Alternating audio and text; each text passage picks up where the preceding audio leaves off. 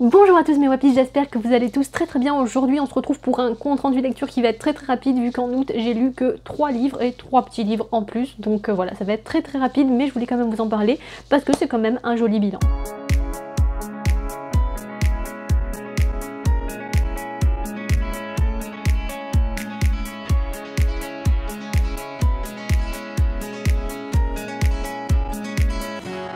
Premièrement, donc j'ai lu, hop, dans ce sens-ci, A Silent Voice, donc de Yoshitoki Oyama, voilà, aux éditions Kion Shonen. Donc voilà, c'est un shonen et ça m'a plu, mais je suis quand même mitigée parce que il est complètement détestable, quoi. Il est abominable ce petit et franchement, même si on s'attache énormément à l'héroïne principale, mais lui qui est aussi quand même le héros principal, il est insupportable, quoi. Je sais bien sûr c'est voulu, mais du coup ça fait détacher parce qu'on se dit mais à un moment tu vas être gentil ou comment ça se passe, et vraiment c'est de la violence un petit peu gratuite aussi qui fait mal, mais d'un côté c'est très bien illustré.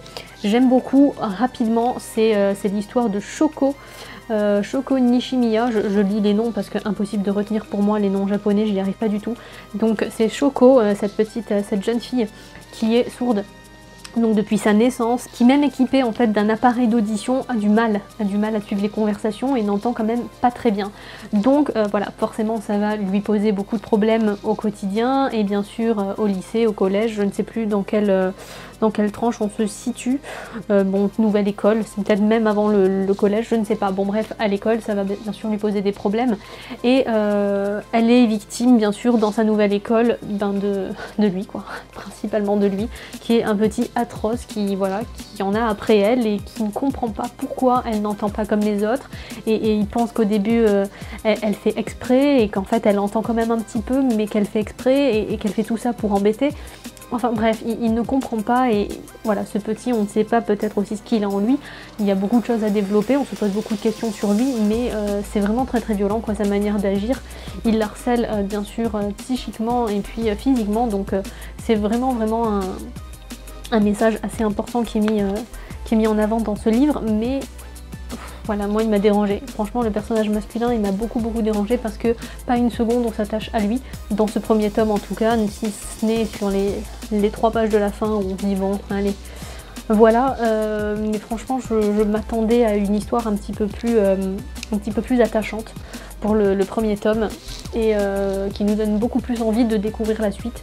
Je sais qu'il y a un film d'animation qui va sortir sur cette saga de manga qui a beaucoup plu et beaucoup fonctionné, et c'est très bien parce que c'est vraiment un sujet important, le sujet du handicap, tout ça qui est mis en avant. Moi ça m'inspirait beaucoup, mais voilà, j'ai été quand même un petit peu en deçà de ce que j'espérais par rapport à ce livre. Donc j'attends de voir si je vais lire la suite, peut-être pas de suite. Il y a quand même des sagas qui m'ont beaucoup plus plu, donc j'attends de voir un petit peu. Si l'envie me reprend de passer au tome 2, je verrai. J'ai lu ensuite 38 mini-western avec des fantômes de Mathias Malzieu aux éditions J'ai lu, et bon, comme un Mathias Malzieu, c'est toujours trop bien. Ça c'est son premier bouquin et donc en fait c'est un recueil de nouvelles. Alors de base je n'aime pas du tout les recueils de nouvelles, ça me stresse. J'aime pas du tout passer d'une petite histoire que je commence à aimer à tout de suite une autre, enfin, c'est un petit peu le principe de la nouvelle, mais moi j'aime pas ça. Les recueils de nouvelles généralement ça me stresse plus qu'autre chose et ça me frustre. Une fois que nous avons terminé une histoire, d'en entamer et de repartir à zéro avec une autre. J'aime pas du tout le principe, mais là c'est du Mathias Malzieu, il fallait que je le lise et c'est toujours d'un poétique. Ce que j'ai bien aimé, c'est qu'il y a beaucoup de nouvelles qui sont liées entre elles, donc du coup il y a quand même un fil conducteur entre toutes ces petites nouvelles. Il y en a qui sont très courtes, voilà, qui vont faire juste un petit paragraphe comme ceci, et d'autres qui s'étalent sur quelques pages, c'est le cas de la prochaine par exemple. Et franchement c'est un pur bonheur encore.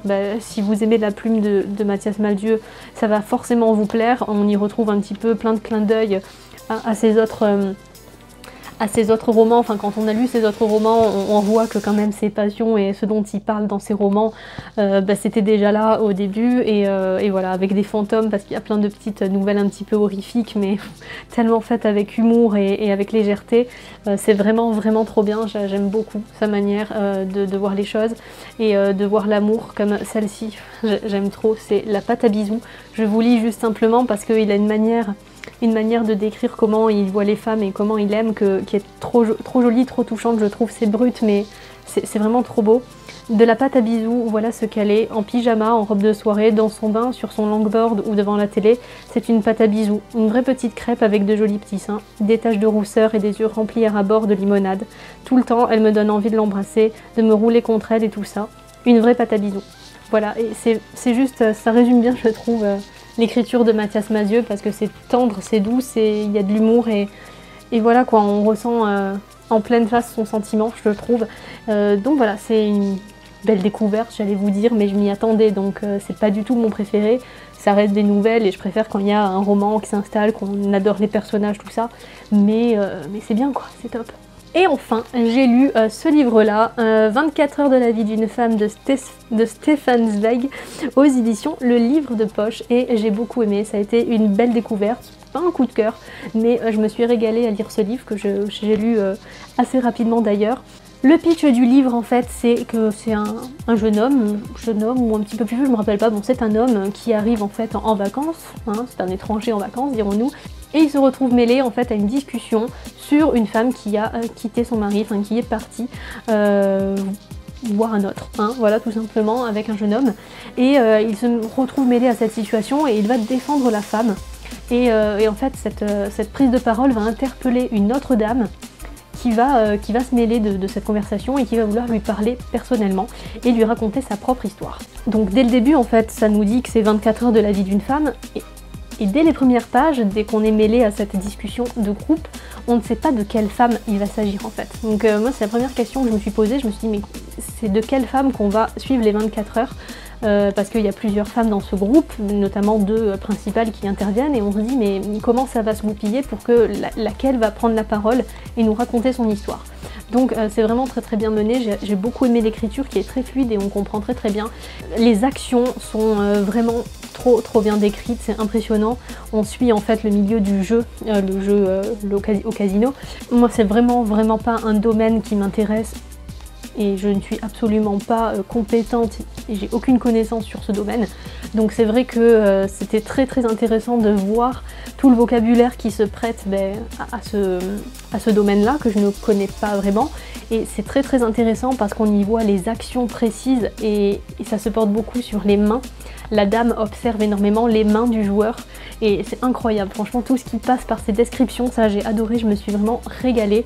Et voilà, c'est 24 heures de la vie d'une femme, c'est juste en fait.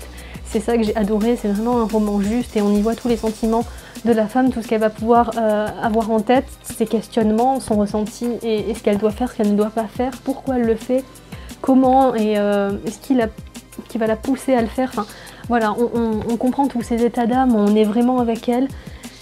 Et on ressent vraiment tout ce qu'elle ressent, c'est vraiment très bien mené et voilà c'est tout quoi. On suit 24 heures de la vie d'une femme dans laquelle il se passe énormément de choses en 24 heures et des choses très intenses je dirais. C'est vraiment très beau, donc franchement je ne connaissais pas du tout cet auteur, moi Stefan Zweig, j'en avais entendu parler dans un compte rendu de Matibou d'ailleurs qui parlait de ce livre et ça m'avait donné très envie et je l'ai reçu dans une box, donc j'étais très contente de pouvoir le découvrir et franchement c'est une belle découverte, je vous montre la couverture qui est jolie et assez parlante. En attendant, bien sûr, n'oubliez pas de garder en tête que les passions n'ont pas d'âge, donc vivez-les à fond. Je vous fais à tous de gros bisous, mes wappies.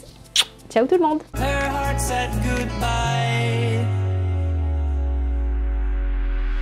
Now I'm standing in our ashes, feeling the sunshine once again.